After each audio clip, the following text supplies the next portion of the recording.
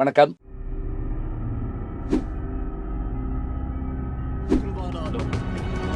நடக்கும் தர்ம யுத்தத்தில் அதர்மத்தை அழிக்க புறப்பட்டு விட்டான் அர்ஜுனன். அர்ஜுனன் சபதம் போட்டிருக்கிறான். ஜெயத்ரதனை வீழ்த்துவதாக. 13ஆம் நாளிலே நிகழ்ந்த யுத்தத்திலே தான் அபிமன்யு இறந்து போகிறான்.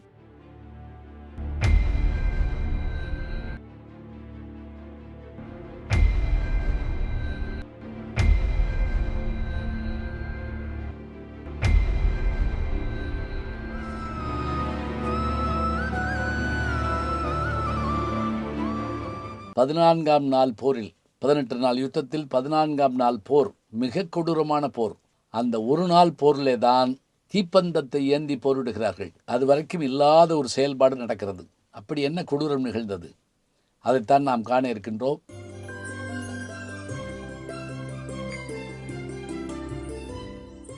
அர்ஜுனன் கர்ணனுடைய உதவியோடு சிவபெருமானை சென்று சந்தித்து அந்த ஆயுதத்தை வாங்கி கொண்டு வந்தால், அதற்குள் தர்மன் அனுப்பிய கடற்கொஜன் துரியோதனை பார்க்க சென்றான். அங்கு அவன் வட்டமாக மந்திராலோசனை செய்து கொண்டிருக்கிறான். பார்ப்பதற்கு இவன் வந்திருக்கிறான், பீமன் மகன் வந்திருக்கிறான் என்றவுடன், சரி சரி அனுப்பு, அவன் எதுக்கு இப்போது வருகிறான் என்று சொல்லிவிட்டு, என்னடா அரக்கி மகனே, எதற்காக வந்தாய் என்றவுடன் கடற்கொஜன் சிரித்துவிட்டு, நான் அரக்கி மகன்தான். ஆனால் எங்கள் அரக்கர் குலத்தில் நாங்கள் அண்ணன் மனைவியை கையப்பிடித்திருக்க மாட்டோம், பெண்களை அவமானப்படுத்த மாட்டோம், சபை நடுவே சேலையை பிடித்திருக்க மாட்டோம், உடன் பிறந்தவர்களை நெருப்பிட்டு கொள்ள மாட்டோம், உணவிலே விச வைக்க மாட்டோம். அவையெல்லாம் இருக்கட்டும்.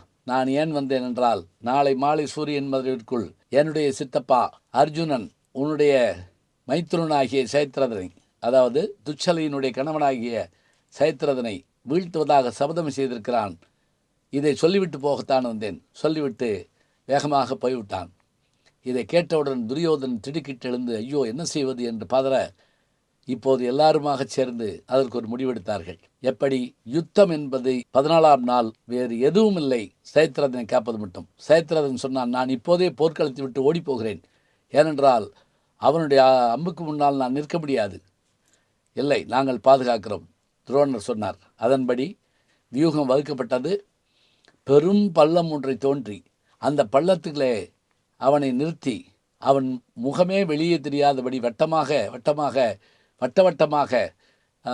படைகளை நிறுத்தி யுத்தத்தை தொடங்கினார்கள். அர்ஜுனன் அவசர வேகத்தோடு உள்ளே போகிறான். 14ஆம் நாள் தொடங்கிட்டு கிருஷ்ண பரமாத்மா தன்னுடைய சங்கை எடுத்து ஊத யுத்தம் தொடங்க உள்ளே நுழைந்தான். துரோணர் தான் முதலில் தடுத்தார். தடுத்தவுடன் அர்ஜுனன் சொன்னான், குருநாதா வேண்டாம், இன்றைக்கு உங்களோடு போர் செய்ய எனக்கு வேலை இல்லை, என்னுடைய சபதம் வேறு, விலகி போங்கள், இல்லாவிட்டால் உங்களுடைய ரதம் நொறுங்கும் என்று சொல்லிவிட்டு அவர் விலகாத போது அவர் ரதம் நொறுங்கி விழ அடுத்து வந்தவர்களை எல்லாம் வீழ்த்தி கொண்டே அவன் புறப்படுகிறான். எங்கு தேடியும் சைத்ரதனை கண்டுபிடிக்க முடியவில்லை. நாலா பக்கமும் சுழன்று வருகிறான். அவனுடைய மனதிலே அவ்வளவு ஆக்ரோஷம் இருக்கிறது, எங்கும் காணவில்லை.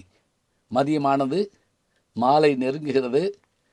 கௌரவ பக்கம் மகிழ்ச்சி கரைபிரண்டு ஓடுகிறது. அர்ஜுனன் தோற்றுவிட்டான் என்று சொல்லிக் கொண்டிருக்கும் போது திடீரென்று வானம் இருண்டு சூரியன் மறைய, இந்த நேரத்தில் சூரியன் மறைந்து விட்டான் என்று எல்லோரும் கத்த, அந்த சத்தத்தில் ஆரவாரத்தில் குழிக்குள்ளே பதுங்கியிருந்த சைத்ரதன் சந்தோஷத்தோடு மேலே வந்தான். கிருஷ்ண பரமாத்மா அர்ஜுனனை பார்த்து, அதோ தெரிகிறது சைத்ரதனுடைய தலை, போடு பானத்தை. ஆனால் ஒன்றை நினைவுகொள், இவனுடைய தலை தரையிலே வீழ்ந்தால் எவன் வீழ்த்தினானோ அவனுடைய தலை வெடித்து செதறி போகும்படியான இவன் தந்தையாகிய விருத்தசேத்திரன் பெற்றிருக்கிறான். அதனால் அந்த தலை தரையில் விழாமல் அப்படியே பந்தை எத்துவது போல எத்திக்கொண்டே பானங்களால் என்று சொல்ல, அதேபடி அவனுடைய தலையை துண்டித்ததோடு மட்டுமல்லாமல் பானங்களை தொடுக்க ஆரம்பித்தான்.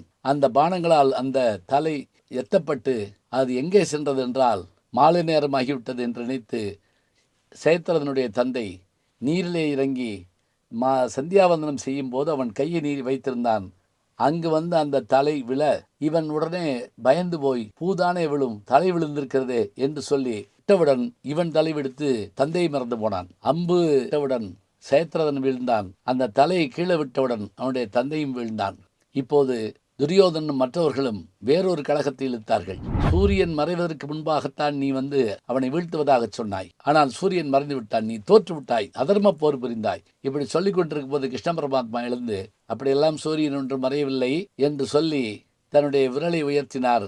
இவர் கையில் இருந்த அந்த சக்கரம் அப்படியே சுழன்று கீழே இறங்கியது. ஆம், தன்னுடைய சக்கராயுதத்தால் சூரியனை மறைத்து மாலை நேரம் வந்தது போல் காட்ட, அது கண்டு எல்லோரும் மயங்கி போக, மீண்டும் சூரியன் ஆகாயத்தில் இருந்ததை பார்த்தார்கள். பறவைகள் கூடு திரும்பாததை பார்த்தார்கள். இப்போது இதுதான் நடந்திருக்கிறது என்று தெரிந்தவுடன் உடனே துரியோதனன், இந்த அநீதிக்கு நான் பழிவாங்காமல் விடமாட்டேன், தீப்பந்த யுத்தத்தை தொடங்குங்கள் என்று சொல்லி இரவு முழுவதும் யுத்தத்திற்கான ஏற்பாட்டை செய்கிறார்கள். அர்ஜுனன் தன் சபதத்தால் வென்றான், ஜெயத்ரதன் வீழ்ந்தான். இந்த இடத்தில் இதற்கு காரணமாக இருந்தவர் கிருஷ்ண பரமாத்மா. சரி, ஆயுதம் எடுக்க மாட்டேன் என்று சொன்ன அவர் ஆயுதம் எடுக்கலாமா? ஒரு கேள்வி. அது மட்டுமில்லை, சக்கரத்தை கொண்டு சூரியனை மறைக்க முடியுமா? ஒரு கேள்வி. இந்த கேள்விகளுக்கெல்லாம் விடை இருக்கிறதா? இருக்கிறது. தொடர்ந்து பார்ப்போம். நல்ல செய்திகளை நாளும் சிந்திப்போம். நாளை சந்திப்போம். வணக்கம். ஜி ஞானசம்பந்தன் யூடியூப் சேனல் பாருங்கள். உங்களை தேடியே உங்கள் வீட்டுக்கு வருது. கேட்காம ஒரு விஷயம் உங்களை தேடி வருது பாருங்கள், அதை பிடிச்சி வச்சுக்கோங்க. நம்முடைய யூடியூப் சேனலை சேர்ந்து Instagram, Facebook, Twitter, blog, WhatsApp channel என்று அத்தனையிலும் நான் முன்தொடர்ந்து செல்கிறேன்.